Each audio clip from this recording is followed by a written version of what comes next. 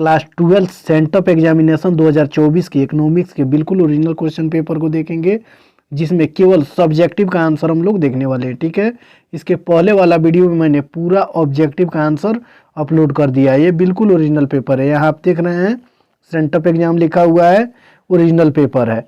तो चलिए हम लोग देखेंगे। इसके पहले वाला वीडियो में तो हम लोग ऑब्जेक्टिव को देख ही चुके हैं, इसमें केवल सब्जेक्टिव को देखेंगे। ये जितना आप देख रहे हैं सबका आंसर हम अपलोड कर चुके हैं।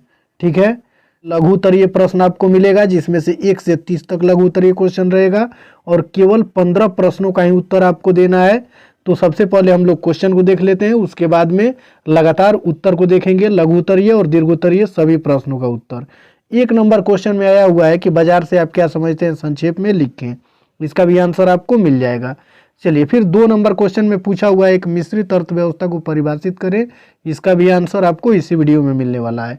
3 नंबर क्वेश्चन में सकारात्मक अर्थव्यवस्था क्या है, इसका भी आंसर आपको मिल जाएगा। 4 नंबर क्वेश्चन में एक बजट रेखा को चित्रित करें, तो इसका भी उत्तर आपको मिल जाएगा। 5 नंबर क्वेश्चन में आया हुआ है कि अधिमान वक्र को परिभाषित करें।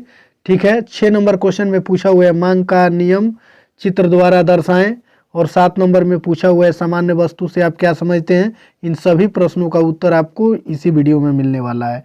और फिर 8 नंबर क्वेश्चन में पूछा हुआ है मूल्य मांग की लोच का सूत्र लिखें, और 9 नंबर में उत्पादन की स्थिर आगत को परिभाषित करें और उदाहरण भी दें। ठीक है, चलिए, फिर 10 नंबर क्वेश्चन में पूछा हुआ है सीमांत उत्पाद से क्या समझते हैं, इसका सूत्र लिखें। और 11 नंबर क्वेश्चन में आया हुआ है अल्पकालीन औसत लागत वक्र को चित्रित करें। 12 क्वेश्चन में आया हुआ है कि एक फर्म के कुल संप्राप्ति वक्र को चित्रित करें।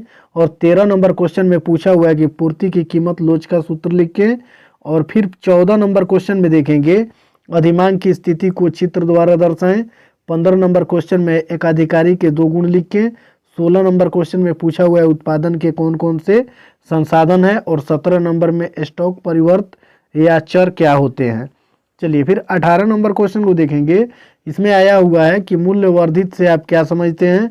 और फिर 19 नंबर क्वेश्चन में टिकाऊ उपभोक्ता वस्तु के 4 उदाहरण लिखें। और 20 नंबर में कारक लागत पर निवल राष्ट्रीय उत्पाद क्या है। और 21 नंबर में पूछा हुआ है आवश्यकता के उभय संयोग से आप क्या समझते हैं।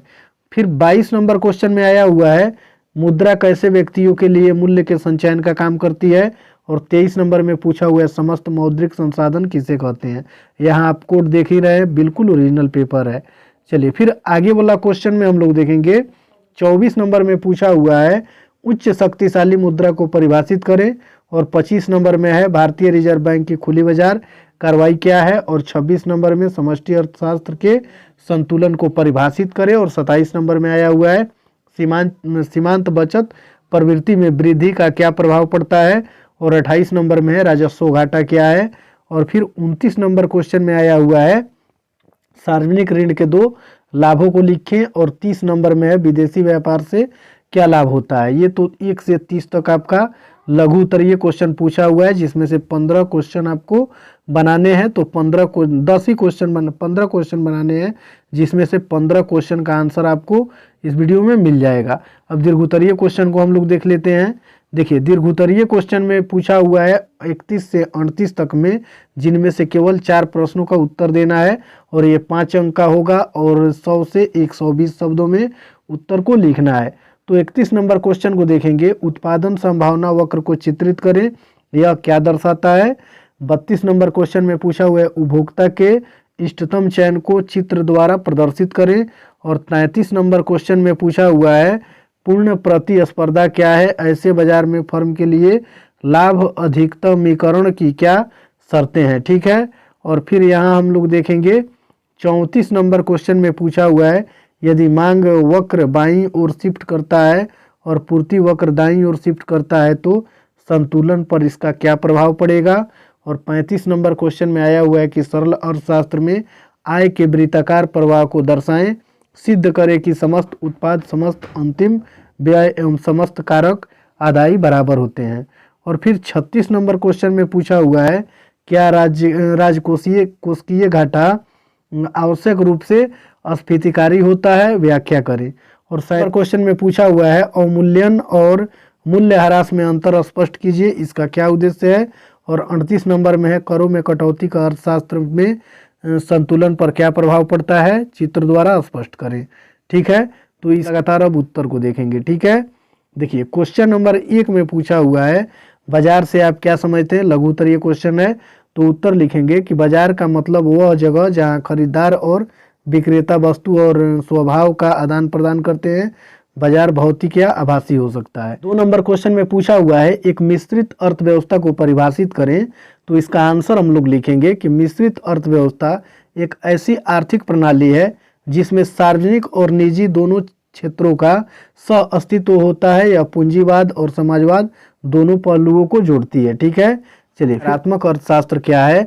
तो इसका आंसर लिखेंगे कि सकारात्मक अर्थशास्त्र अर्थशास्त्र की एक धारा है जो आर्थिक घटना और विकास पर वस्तुनिष्ठ तरीके से अध्ययन करती है। चलिए फिर आगे वाला क्वेश्चन हम लोग देखेंगे। देखिए 4 नंबर क्वेश्चन में पूछा हुआ है एक बजट रेखा चित्रित करें। तो इसका आंसर लिखेंगे कि वह अधिकतम सीमा जो एक खरीदार वस्तु को खरीदने पर खर्च कर सकता है उसे बजट रेखा कहा जाता है।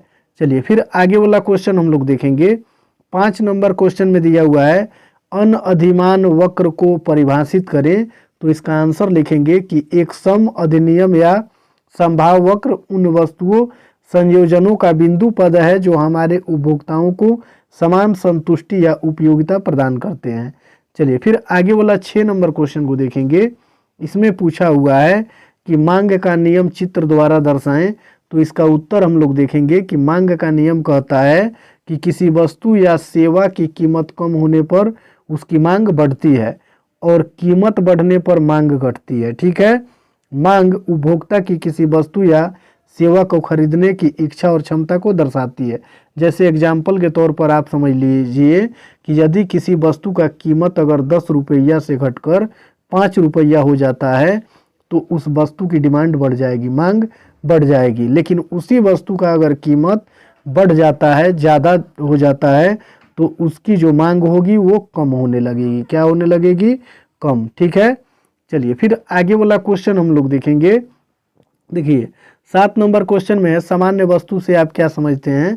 तो इसका उत्तर लिखेंगे कि सामान्य वस्तु से तात्पर्य है वह वस्तु या सेवा जो समाज के हर व्यक्ति के लिए उपलब्ध हो और उससे समाज को फायदा हो, सामान्य वस्तु कहलाता है। चलिए फिर आगे वाला 8 नंबर क्वेश्चन को देखेंगे। इसमें पूछा हुआ है कि मूल्य मांग की लोच का सूत्र लिखें। तो इसका आंसर लिखेंगे कि किसी वस्तु या सेवा की कीमत में बदलाव होने पर उसकी मांग में होने वाले बदलाव को मांग की कीमत को लोच कहते हैं। यह मापता है कि किसी वस्तु की कीमत में बदलाव होने पर लोग प्रतिक्रिया करते हैं। ठीक है, प्रक्रिया नहीं, प्रतिक्रिया करते हैं। चलिए फिर आगे वाला क्वेश्चन हम लोग देखेंगे। 9 नंबर क्वेश्चन में पूछा हुआ है कि उत्पादन के स्थिर आगत को परिभाषित करें। तो इसका उत्तर लिखेंगे कि आगत उन संसाधन और वस्तुओं को कहते हैं जो उत्पादन प्रक्रिया में उपयोग किए जाते हैं। यह संसाधन व्यक्तिगत, भौतिकीय या वित्तीय हो सकते हैं। चलिए फिर आगे वाला क्वेश्चन हम लोग देखेंगे। अब डायरेक्ट हम लोग 16 नंबर क्वेश्चन को यहाँ देखेंगे। ठीक है, 9 के बाद कौन सा? 16 नंबर क्वेश्चन, उत्पादन के कौन कौन से संसाधन हैं। तो इसका आंसर लिखेंगे कि उत्पादन का मुख्य संसाधन निम्नलिखित है। क्वेश्चन नंबर 1 में भूमि उत्पादन के लिए आवश्यक स्थान और संसाधन। 2 नंबर पॉइंट में लिखेंगे श्रम उत्पादन प्रक्रिया में काम करने वाले लोग। और 3 नंबर में लिखेंगे पूंजी उत्पादन के लिए आवश्यक धन, मशीनरी और उपकरण। और चौथा पॉइंट में लिखेंगे संसाधन जैसे कि जल, खनिज और वनस्पति। ठीक है, ये क्वेश्चन नंबर 16 यानी 10 ही क्वेश्चन इसमें टाइप हुआ है। ठीक है, चलिए फिर अब हम लोग दीर्घोत्तरीय क्वेश्चन को देखेंगे। देखिए दीर्घोत्तरीय क्वेश्चन में क्वेश्चन नंबर 31 में पूछा हुआ है यहाँ कि उत्पादन संभावना वक्र को चित्रित करें, यह क्या दर्शाता है। तो उत्तर लिखेंगे कि यह एक आर्थिक ग्राफ है जो दो वस्तु या सेवाओं के उत्पादन के बीच संबंध को दर्शाता है। यह वक्र दिखाता है कि किसी दिए गए संसाधनों के साथ कितनी मात्रा में दो वस्तुओं या सेवाओं का उत्पादन किया जा सकता है। ठीक है, अब यहाँ हम लोग लिखेंगे उत्पादन संभावना वक्र की विशेषताएं। 1 नंबर पॉइंट बना के लिखेंगे वक्र की ढलान, यानी वक्र की ढलान उत्पत्ति की संभावनाओं को दर्शाता है। दूसरा पॉइंट में लिखेंगे वक्र की आकृति।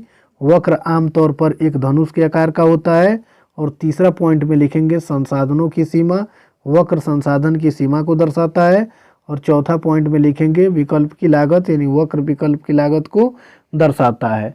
चलिए फिर आगे वाला दीर्घ उत्तरीय क्वेश्चन 32 नंबर में हम लोग देखेंगे, उपभोक्ता के इष्टतम चयन को प्रदर्शित करें। तो इसका उत्तर लिखेंगे कि उपभोक्ता की उपयोगिता वक्र या उपभोक्ता की उपयोगिता को दर्शाता है, जो वस्तुओं की विभिन्न मात्राओं के संयोजन से प्राप्त होती है। बजट रेखा, यह रेखा उपभोक्ता के बजट को दर्शाती है, जो वस्तुओं की कीमत और उपभोक्ताओं की आय के आधार पर निर्धारित होती है। बिंदु, यह बिंदु उपयोगिता वक्र और बजट रेखा के बिंदु पर होता है, जहां उपभोक्ता की उपयोगिता अधिकतम होती है। चलिए फिर आगे वाला क्वेश्चन हम लोग देखेंगे। 33 नंबर क्वेश्चन में पूछा हुआ है कि पूर्ण प्रतिस्पर्धा क्या है, ऐसे बाजार में फर्म के लिए लाभ अधिकतमीकरण की क्या शर्तें हैं। ठीक है, तो उत्तर देखेंगे कि पूर्ण प्रतिस्पर्धा एक ऐसा बाजार है जहां कई उत्पादक और उपभोक्ता होते हैं और सभी को समान जानकारी होती है। इस बाजार में कोई भी उत्पादक या उपभोक्ता बाजार की कीमतों को प्रभावित नहीं कर सकता है।